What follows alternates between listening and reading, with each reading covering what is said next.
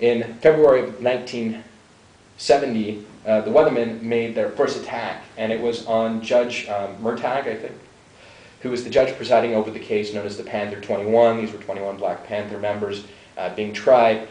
And the members of the Weathermen threw gasoline Molotov cocktails at the judge's house.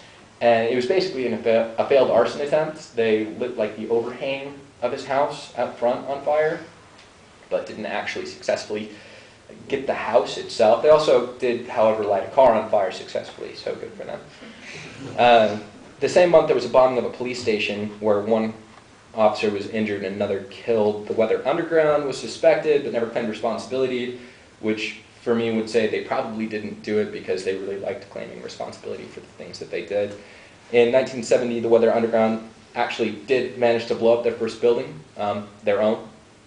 There were 3 of them constructing bombs inside this townhouse, and not real experienced at it, not real good at it. Something happened, and the place blew up. It killed all 3 of them, and there were enough unprepared explosives found there by the police officers. They said that it could have leveled 2 city blocks.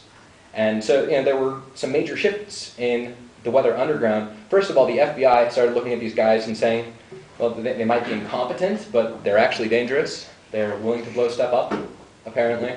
And they got the explosives. They're willing to be violent. We need to take these guys more seriously. The remaining members of the Weather Underground, though, had a real shift in their focus and their opinions. The abrasiveness of the death of the 3 members of the group really caught them by surprise. The reality of what they were doing set in, and they had this meeting at a beachside house to discuss what they should do with their policies, what they should change, what they should keep the same. And they decided that killing people, random innocents, was simply not an acceptable approach to the conflict. And there's a lot of conflict about whether or not that was the right road. Many people at the time who were leftist and less in favor of violence said that they were making a good choice by not being violent towards people, that being violent towards the people was antagonizing the working class of America rather than recruiting them, and they wanted to maintain the reputation in the eyes of the people. Other people felt that being nonviolent in this manner was counterproductive and no longer truly militant. It was demonstrative. A lot of people called it armed propaganda at this point, and it's been used to describe the actions of the Weathermen from that point out. The Weathermen at this point did go fully underground, meaning no one knew their location, no one knew what they were doing, except the people who needed to know. And even then, it was a meeting-to-meeting basis, where they'd have a meeting, they'd all go their separate ways, and they would just know where the next meeting was, and that was it. In May of 1970, the Weathermen declared war on the U.S. government, and they did so in response to the murder of Fred Hampton. Fred Hampton was a charismatic leader of the Black Panther Party who was assassinated by the U.S. government. I say assassinated, not allegedly assassinated, for a reason, and we'll get to that in a minute. Now, they said, the Weather Underground said, that they would bomb a U.S. landmark within 2 weeks, which they didn't actually do. But a little bit later, they bombed the National Guard headquarters, and they made a statement that it was in response to the Kent State Massacre, where police fired on the protesting crowds, killed 4, wounded 9. A couple of weeks later, the Weather Underground bombed a police station and made a statement that it was opposed to police brutality.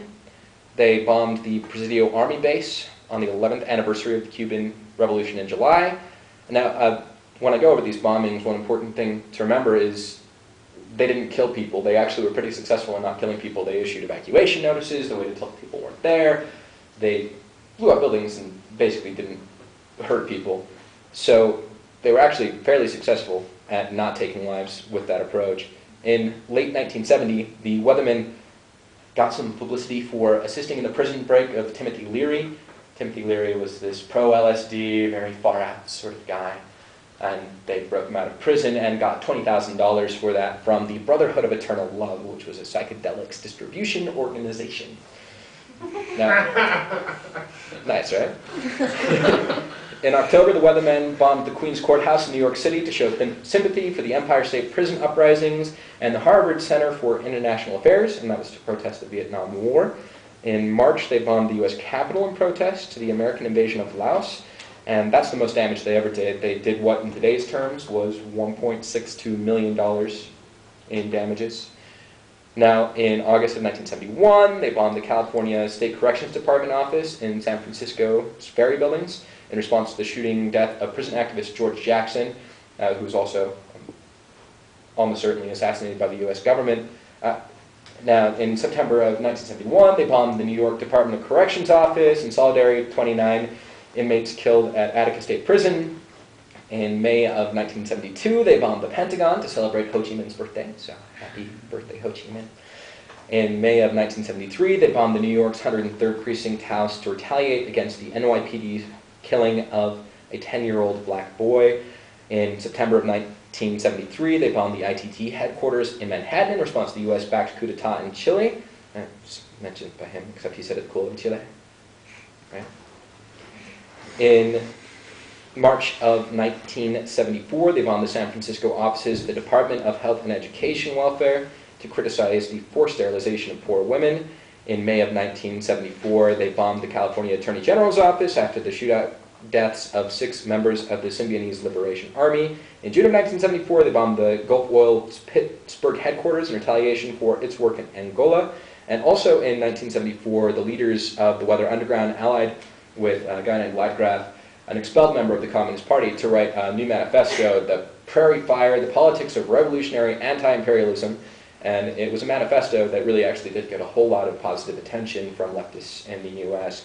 In January of 1975, they bombed the US State Department to protest American policy in Vietnam, and the bomb damaged 20 offices on 3 separate floors. In June of 1975, they bombed the New York's Banco de Ponce, or something like that, in sympathy with Puerto Rican cement workers' strike. By this time, though, they'd been fugitive for about 5 years, and moreover, the US had officially ended its occupation in Vietnam. What happened as a result was a lot of division within the Weather Underground. They no longer had this huge imperialistic example to point at in Vietnam, and they started to shift somewhat in both their actions, objectives, and ideologies. They were also getting older, more scared. Many started to turn themselves in. And some of the individuals of the Weather Underground stayed underground, while others formed the Prairie Fire Collective, which was meant to be an above-ground, visible organization.